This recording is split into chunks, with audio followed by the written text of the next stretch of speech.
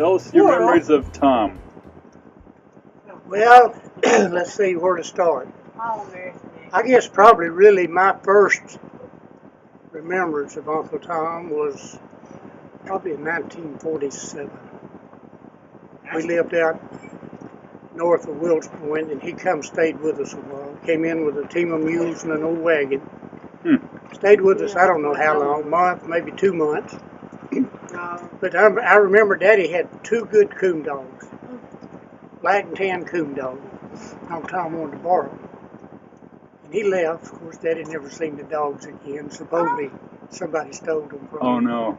Anyway, then again, we lived out south of Wills Point, and this would have been in the around the time that Dorothy, my baby sister, was born. That would have been the early 50s, I guess. And he come lived with us. Him and Daddy made a crop together, and he stayed, I don't know how long that time, probably 5 or 6 months, and then he left again. He was always going back to Louisiana to work the shrimps or crabs or whatever it was. I didn't know that. Then in 1953, we lived out west of Canton. He came and lived with us probably a year at that time, maybe a little longer. I know him and I did a crop together because Daddy went to Dallas and went to work, so Uncle Tom and I worked. I think we had 35 acres of cotton, 35 acres of corn, and 2 cucumber patches. And he was the workingest man I ever knew. He could go to bed at 1 o'clock in the morning and wake up at 4 if that's what time he wanted to get up. He never set an alarm. He just got up whenever he was supposed to get up. And he'd always shake me out pretty early. Okay, boy, time to go.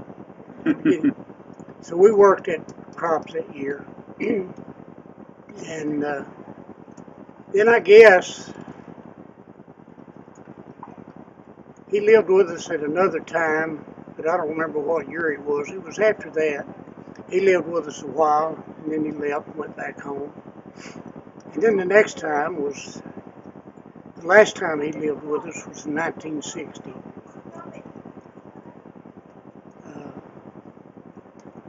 He came in with the, 49 Studebaker. He had upgraded from the mules, you know. So he had a 49 Studebaker. And he told me, he said, boy, you can borrow that car anytime you want to now. Well, I didn't have a car at the time. I was just a teenager. So he said, it's got the best brakes on any car you ever see. Well, he did. I drove it. And it had a pedal. It came, all the way up. But you mash on it and it had one wheel. You just slide. And you just keep going. Well, all the rest of them, the wheel cylinders had gone out on it. And so we'd take pliers and crimp the line. So we only had one wheel that had a line going to it. Oh. But he had good brakes on it. And then he stayed with us that year, I guess, until probably around the time that my daddy died. That was in July 1960. And then he left. And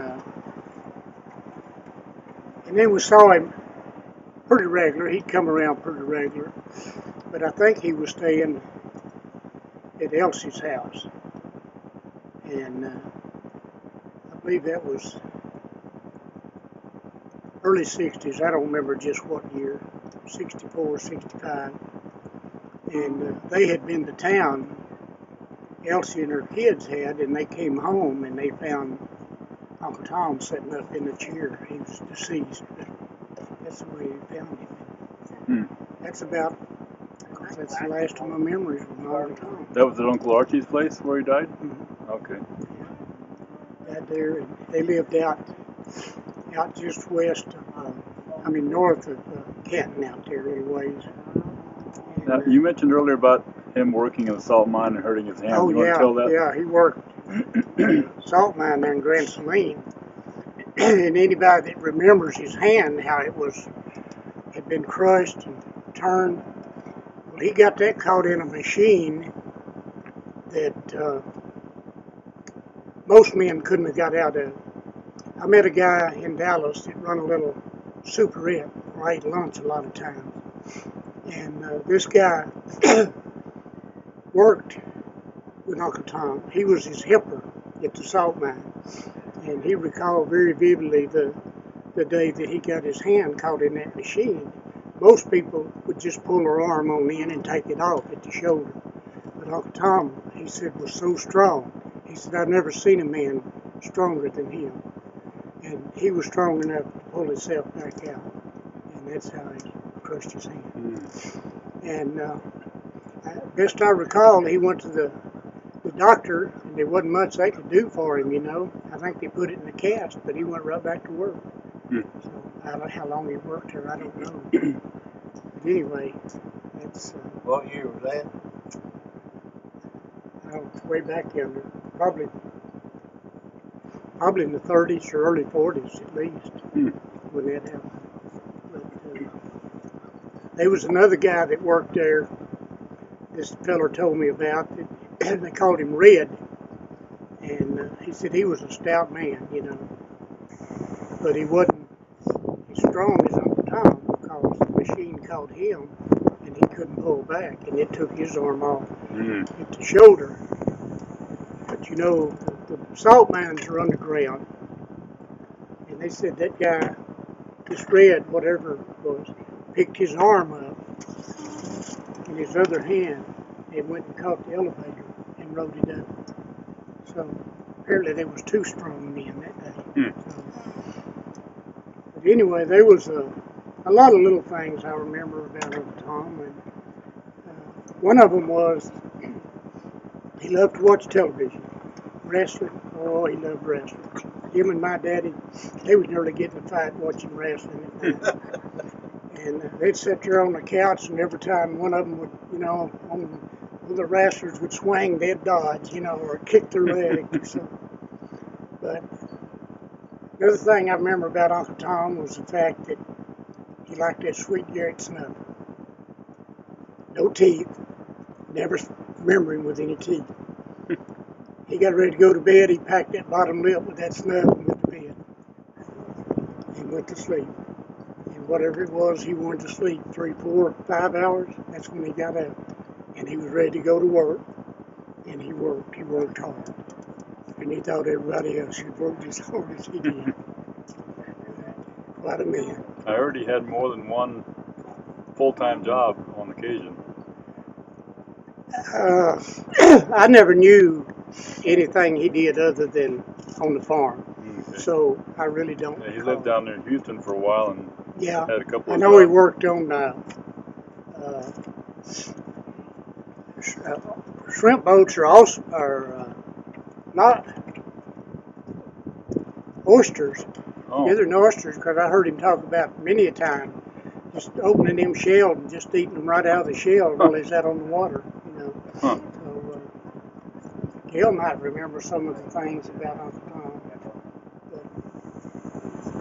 Well, some of those Stanbery boys, they like the booze. Yeah. Tom was one of them, and when he'd come to visit with us, he always wanted to take us to the store to get us candy and Coke, but I wouldn't go. Dot would ride with him, but I wouldn't ride. I don't remember too much.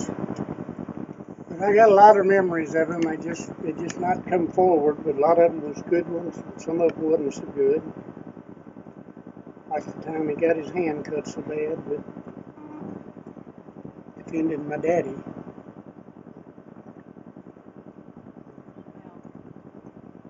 And you said he liked to play dominoes. Oh, he loved to play domino. 42, domino. He got his hand hurt. We'd been to town and come in that night. Well, Daddy's youngest brother, Uncle Tom, was the oldest boy. And we come in from town, it was dark. Well, Daddy's youngest brother, Uncle Pat, was there, drunk, and he always wanted to start a fight when he was drunk. So he jumped on Daddy before we ever got in the house. We was all still outside. And Anyway, he pulled a knife on Daddy, and Uncle Tom wrestled him away from him and cut all of his fingers from across there.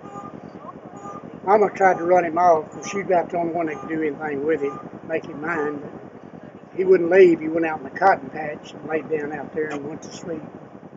Next morning, he was sobered up really good.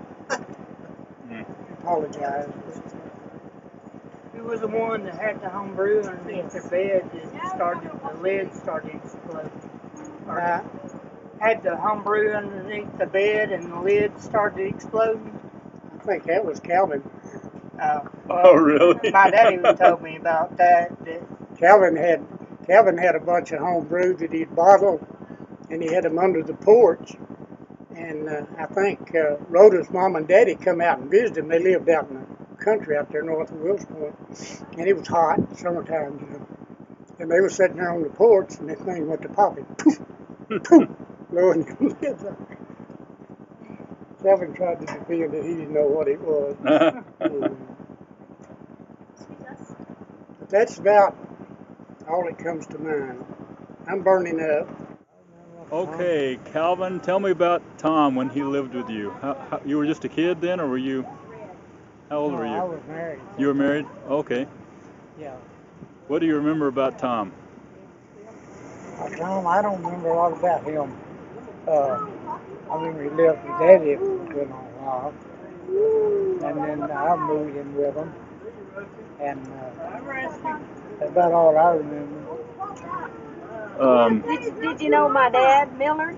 Millard, yeah, I knew Millard. You knew him? I didn't know him real well. I didn't get to see him very often. Yeah. Your dad was Millard? Uh-huh. Is that right? Yeah. And you were... My sister, you were talking to my sister earlier, Linda? Yeah. What was one of them's name?